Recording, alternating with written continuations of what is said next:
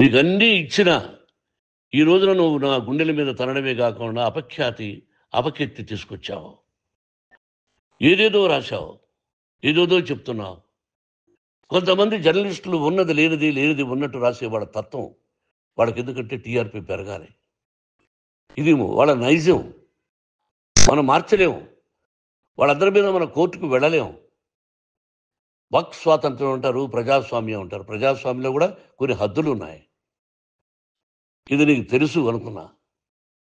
ఎంత మంచి నటుడివి నువ్వు. నీ భార్య మాటలు విని తాగుడుకు అలవాటు పడిపోయావు.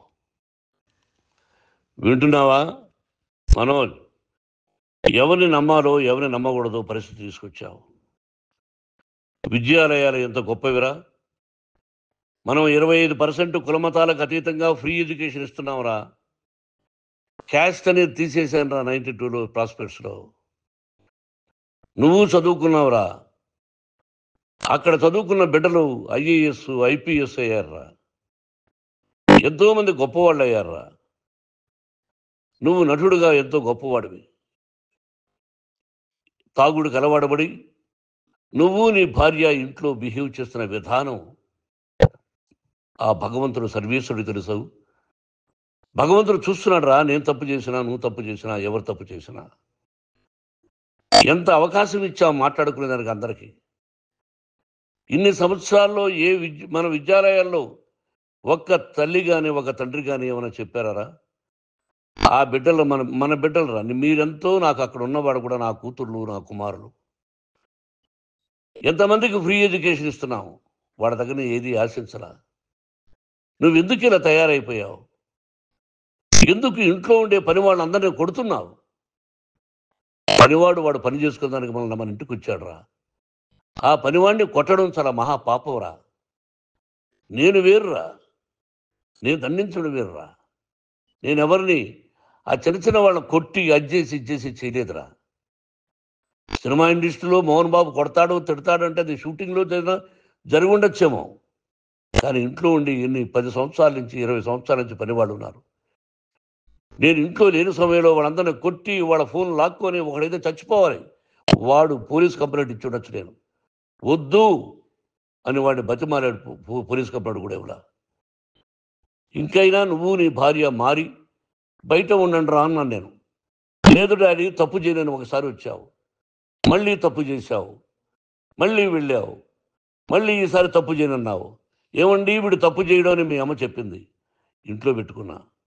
మళ్ళీ నువ్వు చేస్తున్నది, ప్రతిరోజు నువ్వు తాగుతున్న విధానం నీకే తెలుసు.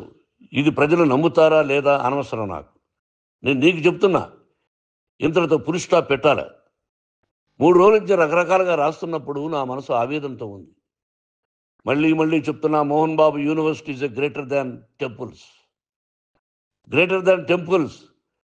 బిడ్డలను కాలేజీలో చేర్చుకునే ముందు చెప్తారు, అన్నయ్య ఎంత ఉంది యూనివర్సిటీ రూల్స్, ఇది మా పద్ధతి, మీకు ఇష్టమైతే చేర్చండి.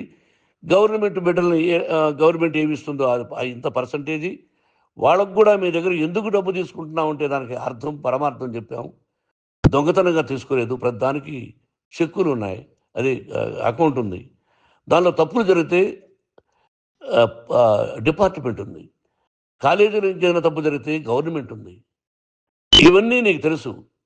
ఈ రోజున ప్రపంచంలోనే నెంబర్ 1గా చేయాలని మీ అన్న కష్టపడి ఇతర దేశాల్లో నెంబర్ 1 యూనివర్సిటీ టైఅప్ చేశాడు.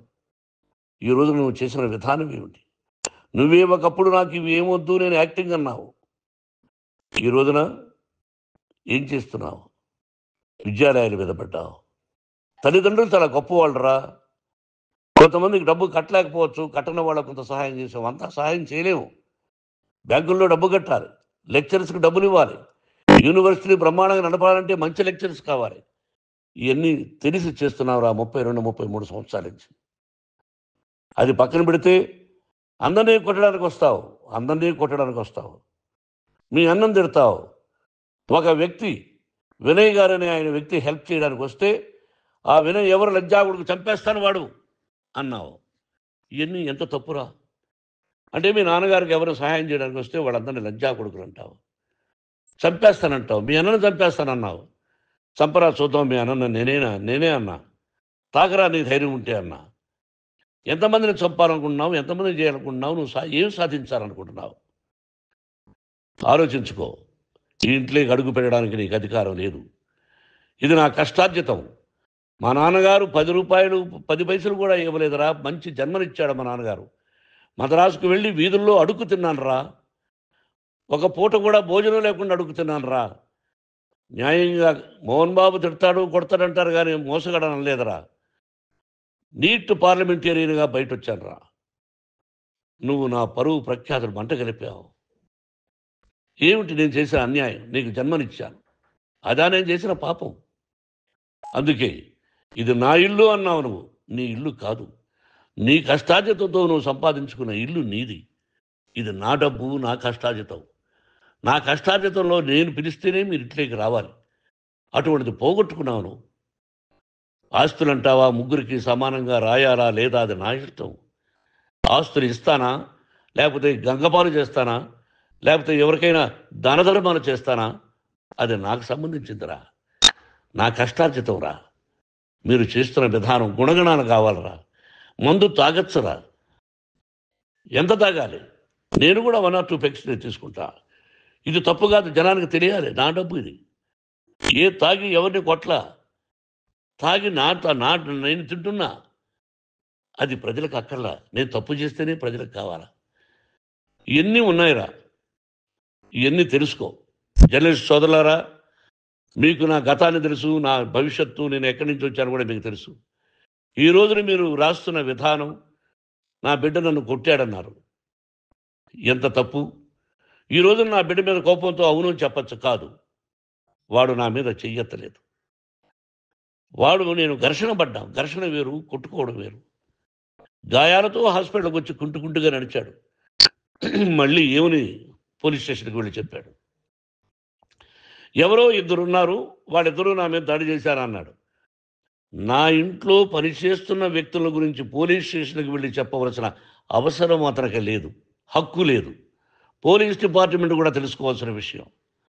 నా ఇంట్లో ఉండే వర్కర్స్ మీద నేను కంప్లైంట్ ఇవ్వాలి. నువ్వు పర్మిషన్ లేకుండా నా ఇంట్లోకి నువ్వు చొరబడి ఇల్లు నాదంటూ ఇంట్లో పనిచేస్తున్న వర్కర్స్ మీద కంప్లైంట్ ఇచ్చావు. అది ఎంతవరకు పోలీసు న్యాయమో రూల్సో చూద్దాం.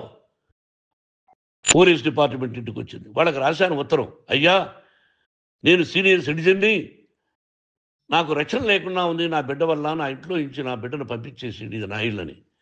వాళ్ళు నాకు సమాధానం ఇవ్వలేదు. ఇవ్వకపోగా ఎవరిని పట్టించుకోలేదు. ఇప్పుడు పోలీసు వాళ్ళు వచ్చి ఏమండి, రూల్స్ ప్రకారం నా బిడ్డ ఇంటికి రాకూడదంటే మాకు హయ్యర్ డిపార్ట్మెంట్, హయ్యర్ అథారిటీ వాడు ఫోన్ చేశారు, మీరు ఎవరిని స్టాప్ చేయొద్దండి, బయట నుంచి ఎవరైనా వస్తే వాళ్ళని స్టాప్ చేయండి అన్నారు. 2 రోజుల నుంచి 10 మంది 20 మంది వస్తున్నారు. వాళ్ళు అలా చూస్తూ నిలబడ్డారు. వాళ్ళు ఫోటోలు తీసుకున్నారు, వాళ్ళ మీద మళ్ళీ వదిలేస్తున్నారు.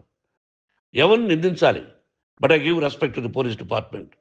వాళ్ళకి ఎవరు ఏ అధికారి ఫోన్ చేశాడో, ఆ అధికారికి ఏ పొలిటీషియన్ చేశాడో అది వాళ్ళకే వదిలేస్తున్నా.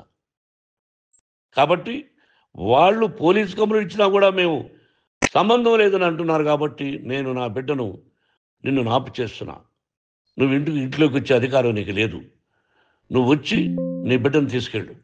సంతోషం, నువ్వు రాలేదు, నీ బిడ్డను జాగ్రత్తగానే చూసుకుంటావు.